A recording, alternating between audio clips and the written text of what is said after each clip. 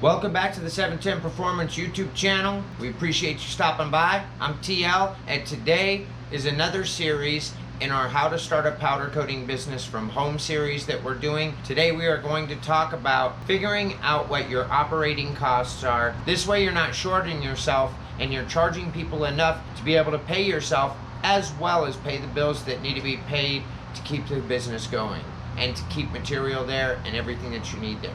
So we're going to go ahead and jump right into it. One of the biggest mistakes that business owners make is they don't know their numbers. It's very important that you know your numbers if you want to have a successful business.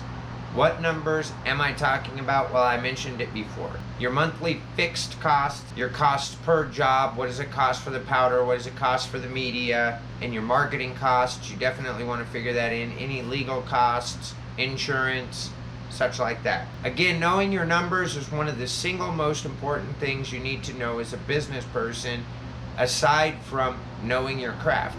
Now, I want you to please note, I'm not an accountant, I'm not a CPA. I do recommend that you hire an accountant or a CPA to be able to handle your taxes and to be able to help you with any tax questions that you may have. They also may be able to get a little bit more in depth, but I've got a pretty good stronghold on it and you should be able to get the right idea off of this.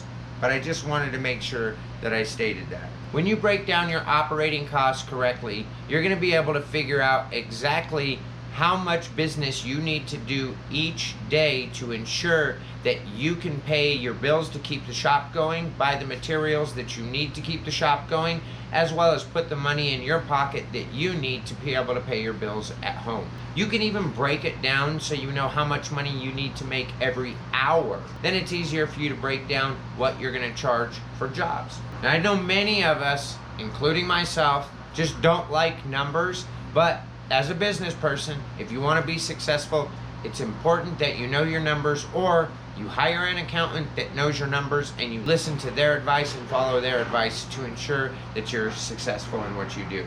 Now, what you first want to do is you first want to make a list of your fixed costs. Now, your fixed costs are going to be your rent, your insurance, your phone bill, your internet, anything that has a regular monthly bill to keep your business going. That's what you need to figure into your fixed costs. Also, there are some other things. So we'll go over a few of these. Here's an example of breaking down your fixed costs and what you would include when you are breaking down your costs of business. Rent, in this example, we'll use a monthly rent of $1,000. Insurance, we'll say $100. Internet and telephone, $150. Power, $200. Water, $100. Your salary, that will be labor, $5,000. Let's say you want to make or need to make $5,000 a month. Of course, if you only want to make $2,000, you can go ahead and put $2,000. But basically, what do you want to pay yourself each month? You also need to figure in like miscellaneous cleaning supplies and toiletries and stuff. Let's say $100. If you have rim strip and it costs you $800 for a 55-gallon drum of rim strip that lasts you 3 months, then it basically your cost each month for rim strip, and you'll know how long it will last you, but your cost each month, if you divide it by 3,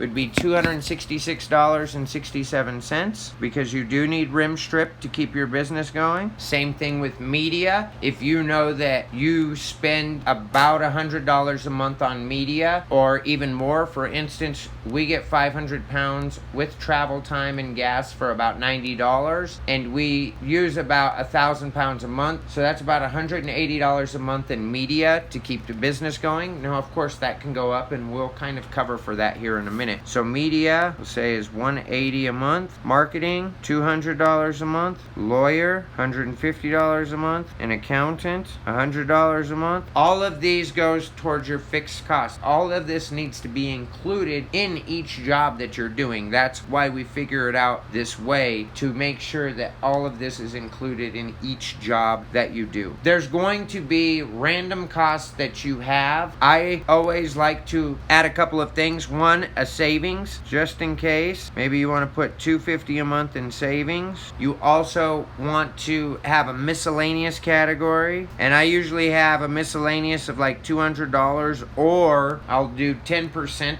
of the total costs. In this case, we'll just put $200. Okay, you're looking at monthly operating costs of $7,996.67. Just going by these numbers here, which I just kind of pulled from my head. We can round that up to $8,000, and then you want to add miscellaneous of about 10%. It wouldn't be miscellaneous, but I would say costs that you wouldn't necessarily think that you would incur. For instance, maybe something happened to your oven, or maybe something happened to your booth or your gun and you had to reorder a part. Something that, just can happen. So I like to add about 10% of the operating costs for that. That would make it $8,800 for your operating costs. Then what you want to do is you want to take that $8,800 and you want to divide it by how many days out of the month you are going to work. So for instance, if you are going to work 6 days a week and give yourself 1 day off, then you're working approximately 26 days out of the month. So if you take $8,800 and you divide it by 26 days out of the month, you come to a total of $338.46. Now, if you are going to be working 10 hours a day, you divide that by 10, and you need to be making $33.85 per hour. We're going to round up on the 84 because it's 84.6, so we'll round up. So basically, $33.85 per hour is what you'll need to make to keep the shop operating and to cover all of those expenses or fixed expenses that you have. You will also have to cover any powder or anything like that you have purchased for the job, and we're going to get to that real quick. So if you have a set of wheels that takes you 10 hours to do, maybe you're not that efficient right now. Of course, if you plan it and you base the cost on what it takes now, if you become efficient to where you're doing it in half the time, well, you're making that much more profit. So if it takes you 10 hours, then you're right back to where we started, and it's $338 and basically 46 cents that you need to charge a minimum for those wheels. Now, you also have to figure in the powder for those wheels and how much the powder costs. That's why when you break down your costs, you know that single stage colors are a little bit cheaper. There are some that are a little bit higher, but you basically, if you've got between 2 and 4 pounds of powder to do a job, you're gonna have to figure out some of the higher cost powders. Let's just say it's $10 for some black. You're gonna need, at the high side, $40 in powder to do a set of wheels that are 18 inches, just for an example. It's all going to depend on the efficiency of your gun, the transfer efficiency of your gun, and what kind of environment you're working on, how big the piece is, how wide is the wheel. Those are going to be things that play in to the whole realm of how much powder you're going to use. If you figure on the high side and you've got some left, then that's just more of a benefit for you. So for example, in this example, let's round that 338.47 up to 340, and then you'll need at least $40 in powder. So you're looking at, in this scenario, you're going to need to charge at least $380. That is going to cover your labor. That's going to cover all of the business expenses that you have throughout the month to keep the business rolling, and it's also going to cover the powder that you have as well. That is an easy way to break down what your operating costs are. You can do the same thing at home. Now, if you do talk to an accountant or hire an accountant, I believe you can write off 1/3 of your rent from home for your business and be able to have that as a tax write-off for an expense. But that is something you are going to have to ask your CPA or your accountant. You can also break this down at home, and you can be able to figure out your costs at home, break down a piece for your rent, your operating costs, all of that stuff. That way you know what to charge at your house. You can also plan, and if you look at buildings in your area and you're interested in moving into a larger building, well, you may want to figure out what your fixed costs will be, and even though you're operating at home, maybe base your prices on that fixed cost. That way you're making some extra money than what you currently have to spend, but you already have your prices set at what you need to be making when you move into the larger building. This will allow you to not have to raise your prices after you move. This will make sure that your customers don't get upset because you had to raise your prices.